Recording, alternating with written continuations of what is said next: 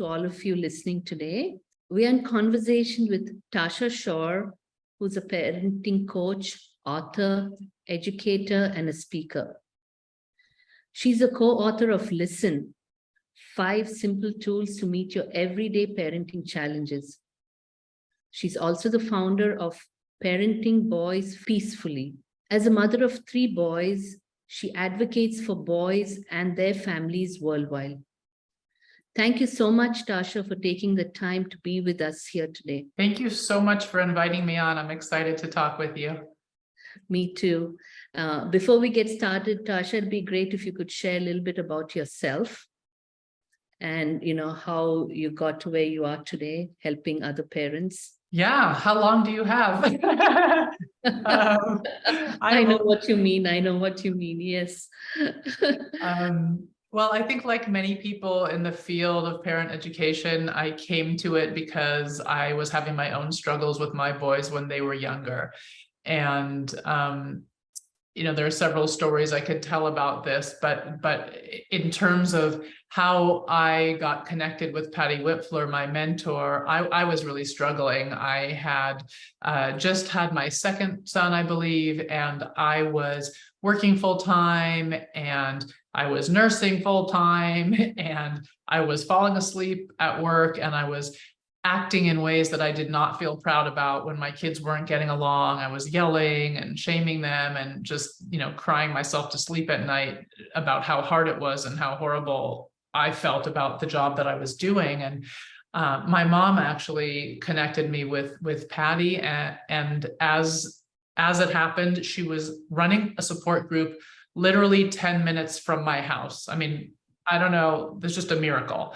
And I started going to that support group, and the tools that she taught me and the emotional healing that I was able to do in her presence and with the other parents in that small room in the back of somebody's house transformed my parenting life. And I became inspired to help other parents.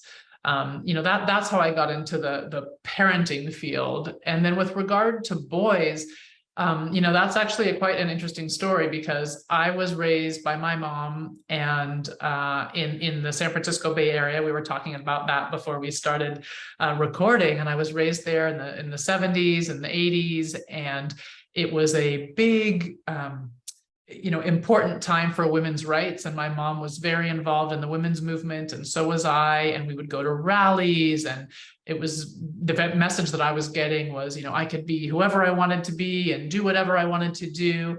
And it was very empowering. And I went on to college, and I was actually a women's studies major in college. So I continued my passion for feminism and women's rights as I moved through college. And then, fast forward a few years, I ended up getting married and having a baby. And one morning, I suddenly had this thought, what if I have a boy? So what did I do? I called my mom and I said, Mom, what if I have a boy? And there was just silence on the other end of the phone. And it felt like a year of silence, although I'm sure it was, 10 seconds or something. And then she said, don't worry, Tasha, we'll figure it out. And obviously I went on to have 2 more boys. I had 3 boys. And what was interesting is that they forced me to confront a lot of the issues that you're talking about in this current campaign of yours, right? I was brought up with the feminism, and the intention of the feminism might not have been to disempower boys or men or to make them the bad guy, but that on some level was my interpretation. So if men were the bad guys and I just had 3 boys who I loved more than anything in the world, how was I going to reconcile that? And so began my journey of trying to figure that out. And then when there were, 1 or 2 or sometimes 3 of them who struggled with challenging behaviors, right? Aggression or getting in trouble in school for various things. I found myself in this position of not wanting to, back the behaviors, not saying the behaviors were okay, but being very clear that I was an advocate for my boys. Like, I was going to have their backs and help them through. They weren't the bad guys. And so I had to figure it all out. I had to reconcile these two worlds, right? This one world of women's rights and feminism and my strength and my going out and conquering the world, right? And then these boys who were not the bad guys. I loved them and still love them. So, I mean, you talk so much about growing up feminist and then having to raise 3 boys, right? And so your perspective actually changed then about boys after you had your own sons. Is that right? On how you view boys? Yeah, I mean, I think, to be honest, I just didn't think that much about them beforehand. Okay. Like my world was very female centered. And I didn't, it felt like women were the underdogs. We were the ones who didn't have the rights that we needed, who were not receiving the same sort of services, the same attention in school, the same opportunities. So as the underdogs, like I'm always fighting for the underdog, right? And that was me, and that's why I grew up. So it was more like I didn't really think about boys at all.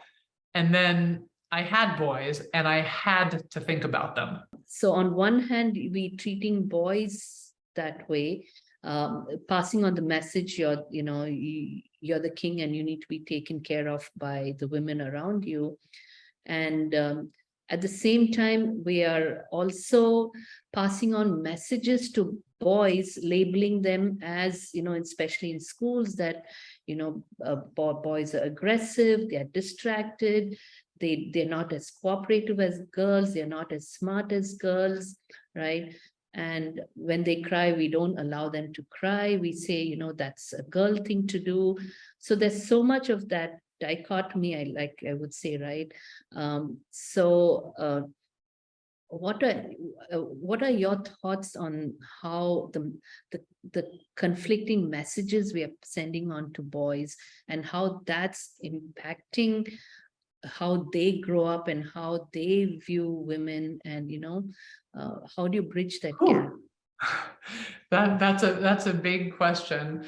One thing that I will say is that we've basically left boys behind, right? So we have the situation where we have begun, not even we've begun, we're pretty far along the path of empowering women and girls, right? We're seeing a huge movement right now in women's leadership.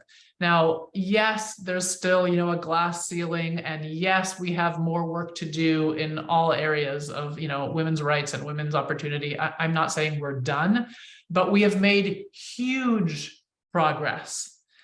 And we haven't really made any progress with boys. In fact, I think things are getting worse. Their mental health is for sure suffering in a big way. And so, you talk about the system in India, which I'm not as familiar with, but I'm a little bit familiar with, and I hear what you're saying. And I'm thinking to myself, well, India is quite an advanced society, right?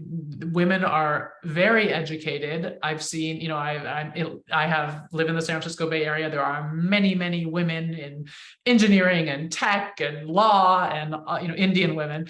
And that's amazing.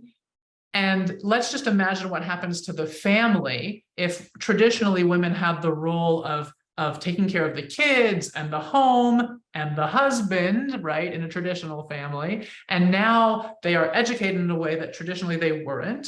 And they have these big full-time jobs and are also contributing greatly to the economy of the family.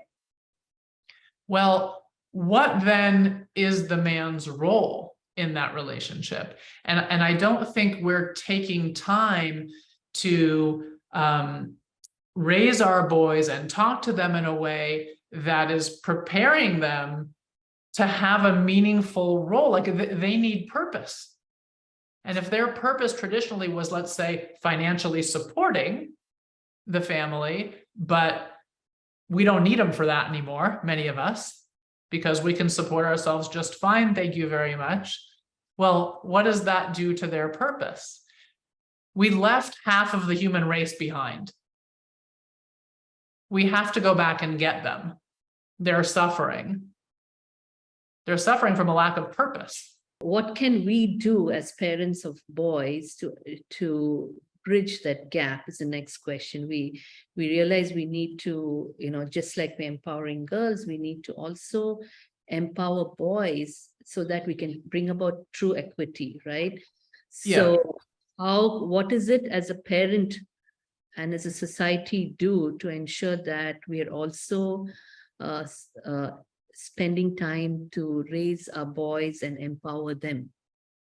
Yeah, so I think that a couple of things. One, we need to pay attention to their emotional intelligence and create spaces where they can actually grow that emotional intelligence. Like, we all know grown women who are saying, I can't find a husband. I can't find a partner that's suitable for me, right? Why? Where are they? Well, those of us who have grown up with this feminist perspective, we're out there doing meaningful work in the world, right? Like you are.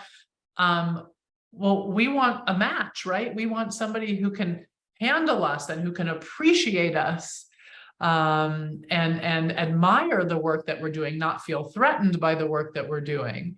In order to have that, I think we need to create safe spaces for our boys when they're young to be able to feel, and to not just feel like the traditionally male feelings, like anger, but the feelings that we traditionally label feminine, like sadness, disappointment, failure, what it feels like to fail, what it feels like to feel jealous. These are just feelings. They're normal. They're human feelings. They're feelings that everybody feels. Everyone along the full gender spectrum feels all of these feelings. So we need to allow our boys to feel it. We need to not be telling them to man up. We need to not be quieting their tears and their tantrums when they're little. We need to show them that we love them and support them, and will help them through during the hard times as well. We need to not stop sending the message that you need to deal with it alone. When you're feeling better, come out, right? We need to model partnering with them to get through the hard things, because that's how we build emotional intelligence. That's how we talk about this in the book, right? As parents, we get to listen through our children's challenges, through their big feelings, whether they're male or female. And from that release of emotion, their intelligence grows, and they're able to grow into tweenhood and teenhood and adulthood with much more flexibility, much more flexible thinking, ability to cooperate, ability to change, right? If you think about the world over the last few years, who was able to thrive? Companies who were able to flex. Nobody expected COVID, right? Nobody expected a worldwide pandemic, and people who just froze and were rigid and like, this is the way we do things, didn't do very well. But people who flexed could. People who flexed let's just say we're much more likely to produce a new generation of people who are much more flexible if we can listen to their feelings. So that's one thing I would say, is we need to increase their emotional intelligence. And one way to do that is by listening to them when they're young and as they grow, without shaming them, without making them feel badly about it. And then another thing we need to do is we need to redefine what it means to be a husband and a father. What does it mean to be a husband and a father? I don't have an answer, but I can tell you that it's in the United States, it's very different than it was in the 1950s. Right? What my grandmother and my grandfather had in their minds when they were married, and their roles that they played throughout their lives, are very different than the roles that my parents played, and those are different than the roles that we're playing now in my family, right? My partner, like, I'm the main income earner in my family. He's the cook, right? We've divided roles by skills and what we each enjoy doing. He hates cleaning, I hate cooking. I don't mind cleaning, I like it. It's meditative to me. I enjoy it. I listen to podcasts, I listen to audiobooks, like, I don't mind, right? but I do not want to be responsible for the food. It stresses me out. I don't like it. He loves it. He does it.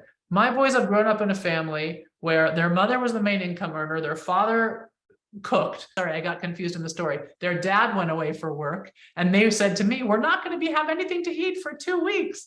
And I said, don't worry, he'll be back. And I do know how to cook. I just don't like to do it. So don't worry, I'll feed you while he's away. So we have to rethink what it means to be a father. And really, when we talk about fatherhood, we're in an age where fathers can be really involved with their kids. Right? Where in a traditional Indian family, if a woman is now out working, doing what you're doing, right? Like, where can the father step in? Where are his skills? What can he learn to do? Because what's happened is basically women have made all this progress. We've gone out into the work world, and now we're working full-time paid, and we're working full-time at home doing everything that we were doing before. And the men are feeling like they have no purpose. It's a problem.